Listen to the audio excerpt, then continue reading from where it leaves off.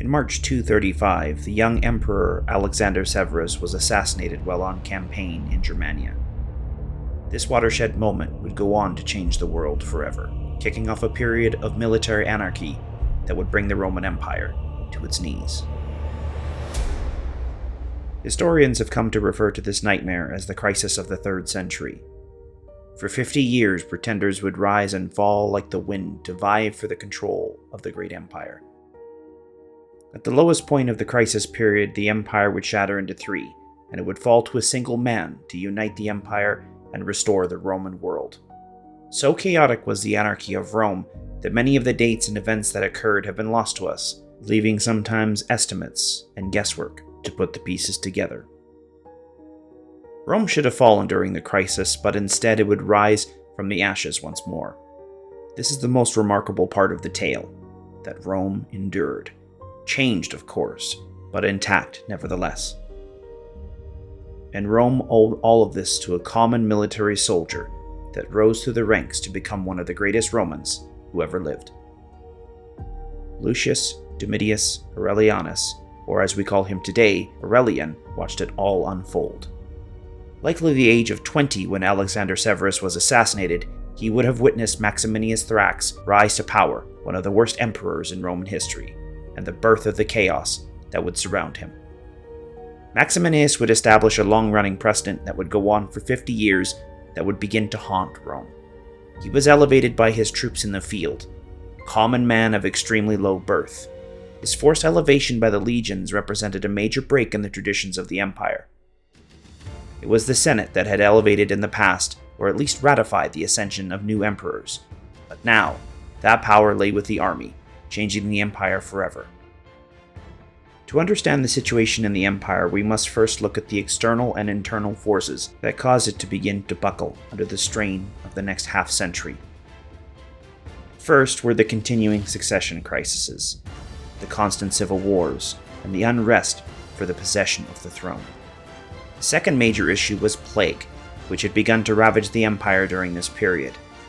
The third issue was rampant inflation and economic ruin, which took hold as the emperors continued to devalue their own coins by reducing the silver content in them, print more. Crucially, there were 2 external factors that drove the empire in this crisis that set the stage for its near collapse. In the Far East, the Parthian Empire had been reformed into the much more formidable Sassanid Empire. This new and reinvigorated threat began to first nibble and then bite hard in the east, causing chaos in their wake. In the north, the Germanic tribes, long divided, had begun to unite and form into huge super-confederations of warriors. Famous groups like the Goths and Vandals were just a few that began to cause far more problems in the northern Rhine and Danubian frontiers. With these external factors putting pressure on Rome, and with the Antonine Plague and economic crisis in the empire, the issue of succession should have been a lower priority. But sadly, emperors came and went with alarming frequency. In that 50-year time span between 235 and 285, there were 30 different emperors of Rome. By contrast, Augustus, who had founded the empire, had ruled for 40 years, nearly the length of that entire period, alone. By the time Gallienus was emperor, the Roman world was beginning to crumble. No matter how many victories he could win, there was little he could do to stop the breakdown of imperial rule in the provinces. In the west, the Gallic Empire arose in Gaul, Britannia, and Hispania. In the east, the city of Palmyra established control of the Levant, Anatolia, Syria, and eventually Egypt. Queen Zenobia of Palmyra ruled through her son Vabolithus, and they feigned allegiance, claiming to rule in the name of Gallienus. This fiction was allowed to persist as the Emperor of Rome, beleaguered in Italia, was unable to reassert control over these territories. With the assassination of Gallienus in 268, however, Claudius Gothicus became the emperor of the shattered rump of Rome, so named for his spectacular victories against the Goths that were forthcoming.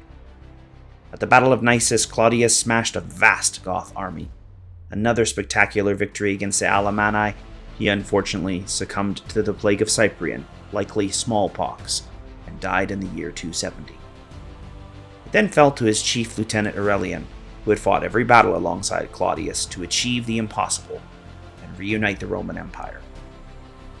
Aurelian, typically, was hailed as emperor by his troops and not in the Senate, which had become the new reality of Rome. The Senate, however, had backed Quintillus, the brother of Claudius. Aurelian, predictably, crushed Quintillus, and then was subsequently hailed as Augustus in the Senate in the now virtually irrelevant city of Rome. Aurelian set about defeating and evicting the remaining hostile Germanic tribes in the north. So total were these victories of Claudius and Aurelian that a long-sought and hard-won peace in the northern frontier finally became a reality. This allowed Aurelian to free his hand and lay his plans for reasserting dominion over the now fractured empire. In 272, Aurelian and his legions marched east, passing through the Balkans and then into Anatolia. These former Roman-controlled cities threw open their gates at the fearsome reputation of Aurelian, who was often called Sword in Hand as a nickname.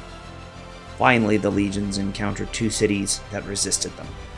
At Tyna, after the fall of the city, Aurelian surprisingly spared it and its population. This sent a clear message to those who considered holding out due to fear, that Aurelian was in a forgiving mood. Many more cities threw open their gates, and within only 6 months the legions of Rome found themselves outside the walls of Palmyra in the desert. Zenobia and her son were captured, taken back to Rome in triumph, and the eastern provinces were absorbed back into the dominion of Rome and the Caesars. Where most would celebrate and take a victory lap, Aurelian just kept at it, determined now more than ever to reunite the entirety of Rome.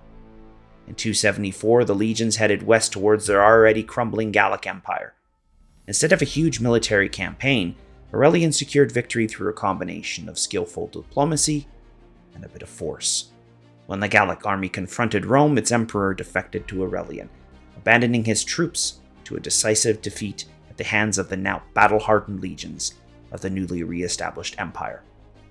And just like that, after a decade divided and at the very precipice of defeat, Aurelian had restored the Roman Empire to its former size and dominion. Upon arriving at Rome, Aurelian was granted the title of Restitutor Orbis, or the Restorer of the World, a well-deserved gift given the enormity of his accomplishment. In just 4 years, Aurelian had done what most had considered to be impossible. He drew back the great empire from the abyss in total defeat and restored it to its former size. And his ultimate reward was to be assassinated at the hands of his men in the following year, 275. Tricked into believing that he had formed a death list with their names upon it by a disaffected secretary, he was murdered in his tent while preparing for a campaign against the Sassanids in the east. His short reign has often precluded him from being included as one of the greatest emperors in Roman history. Yet it is hard to ignore these spectacular accomplishments of this man of iron, forged in an era of near constant warfare and chaos.